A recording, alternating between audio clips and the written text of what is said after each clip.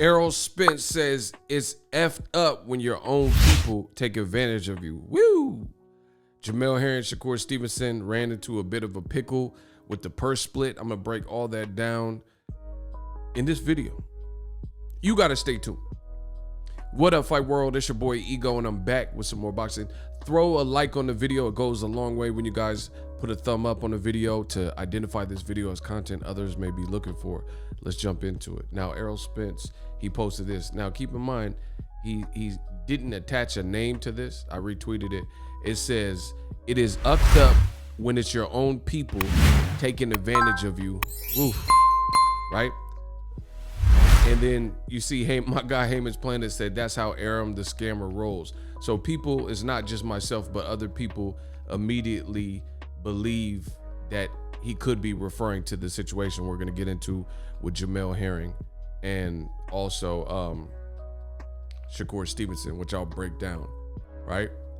And again, he didn't say or state what it is and who he was directing that at. But at the end of the day, it's the same day that the situation happened with Jamel Herring. Now, you see Carl Frampton also weighed in on that situation for a fact. We know because he spoke on it. Carl Frampton says, the WBO proposing a 63 and 37% split in favor of Shakur Stevenson over Jamel Herring is both disgraceful and shameful. But does it surprise me with this boxing game? No. Throw it in the bin, champ. So he's saying if that's the case, you should get rid of your belt. Just toss it if this is how they're going to treat you, right? Now, I did a Quentin Tarantino where I started at the back and the reaction, the responses, and then we'll fast forward to the future and the past and what started this.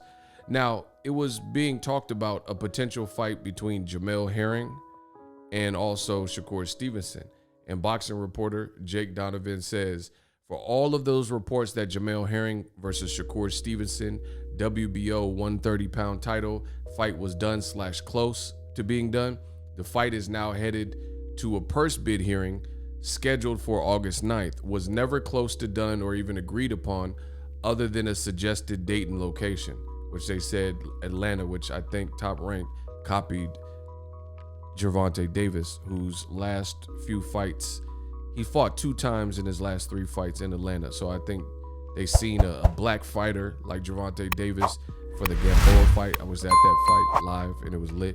And then also I didn't go to this because we're in the pandemic or whatever, so I didn't even apply. But Tank Davis versus his last opponent, Mario Barrios, was also in the A. So that's a side note, a little sidebar. So we started hearing that the fight was having problems. And then this is what Jamel Herring, the champion, had to say. For the past couple of weeks, I thought the fight was basically a done deal. I've agreed to everything my team brought to the table. So this purse bid comes to a shock as me, to him. He says, but I'm more blown away looking at the split, and he put it all in caps, right? The purse split, the proposed purse split. This is how they do you when they want you to quit or walk away. And he put a laughing emoji. But to me, just like Carl Frampton said, and it looks like Errol Spence implied, this is a bad look. Jamel, he posted this, and it says, wherefore having the committee confirmed each fighter's last 3 reported purses and having the WBO Championship Committee the power and authority conferred by its governing rules to establish purse split ratios per the applicable provisions. It is hereby determined as follows. The applicable, quote, purse split shall be 63% in favor of Mr. Shakur Stevenson and the remaining 37% in favor of Mr. Jamel Herring. In closing, the committee reserves the right to issue all further rulings, blah, blah, blah. So they basically said they could do whatever they want. They have veto power, ultimately. It's their belt. There's this sanctioning body. But this is insane. Listen, people, some of you guys still don't get it. You're like, oh, Ego, oh, what are you talking about? I don't get it. What's the big deal? The big deal is Shakur Stevenson. Love him. The kid can fight. He's Olympian. He's American. He got swag. He gets, I have nothing bad to say about Shakur Stevenson. This is not even his doing. But the WBO offered the champion, yes, you heard it correctly, the champion 37%. Whilst the challenger, you keep in mind Shakur Stevenson has a few fights at 130. And they're offering him the lion's share of the money. So if in fact the fight was going to go to purse bid, which we'll talk to, that means by the WBO's own rules, the purse bid is an auction. So with that auction, the winning bid, whoever bids the highest, that's the split. So if someone says, you know, there's a certain threshold, like, I don't know, whatever number it is, let's say 500,000. So the bids have to be over a certain threshold. But let's say the fight was sold for 1 million, right? That would mean the challenger, Shakur Stevenson, would be entitled to 63% of that money. Now, 1 million, half of a million is 500,000. So he would have $630,000. You know what I mean? Because you just move the decimal point. So out of a cool million, 630,000 would be entitled to Shakur Stevenson, and he's not the champion in this division. Beast of a fighter, Olympian, and all that. But I've never in my lifetime heard of the champion making significantly less in a purse bid. This is a first to me. This is why you see Errol Spence sounds like he's alluding to this, and then Carl Frampton saying, hey, just throw the belt away. And then Jamel Herring, he says, man, this is what they try to do. Like, basically, they try to screw you over when they want you to walk away from the game. I mean, to me, I agree with Errol Spence if he was referring to this. This is a bad look for Top Rank. This is a bad look for ESPN or WBO, whoever you want to blame it on, because that's not right. I've never seen a situation where a challenger, it doesn't matter if they have a big name. You see what I'm saying? Because here's the thing. If the person has such a big name, then guess what? You can negotiate the fight and put up the money and agree to your own split and not even go through a purse bid.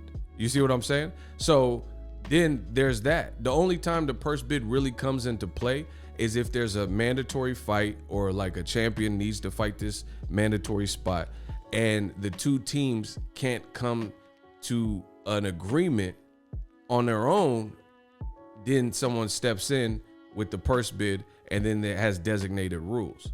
You see what I'm saying?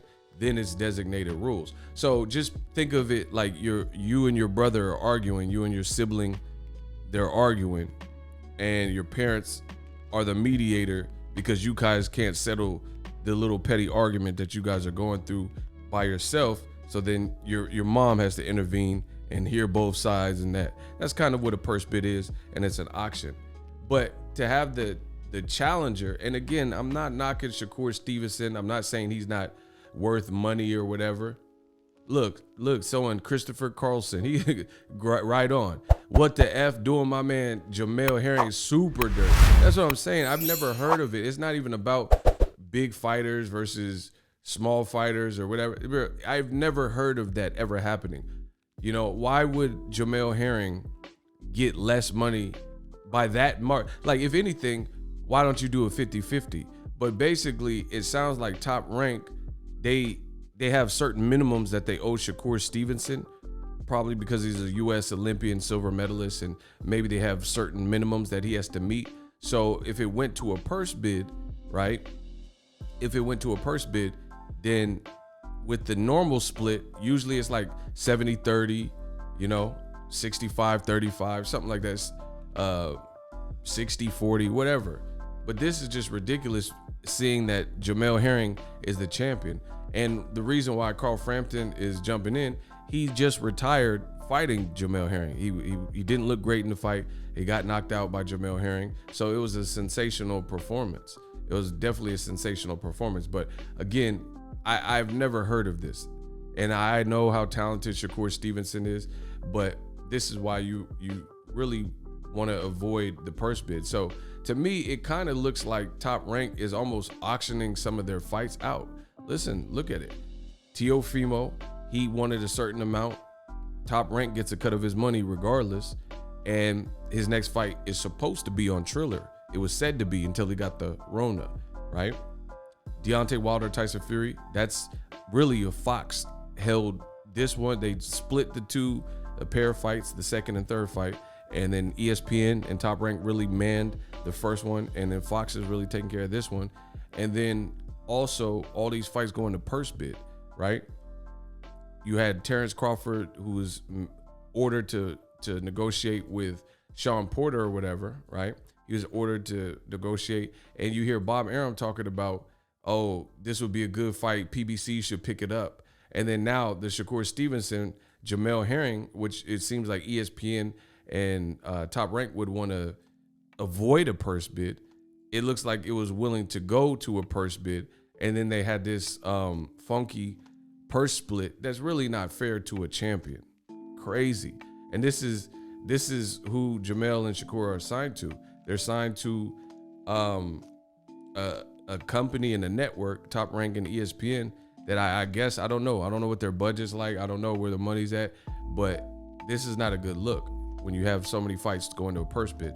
That would be like if Pacquiao was Errol Spence's mandatory and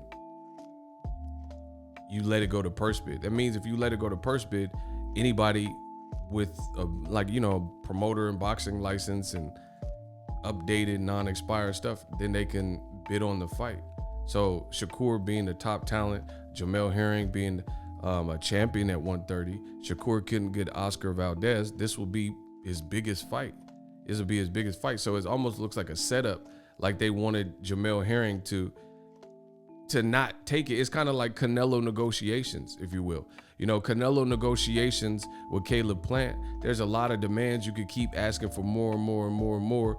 Plus you're running out of time to the point where it no longer becomes worth it to bend over backwards for Canelo Alvarez. We already gave you all this stuff and we're running out of time, and you want all this extra amenities and stuff like that. So it looks like the game is set out to get Jamel Herring.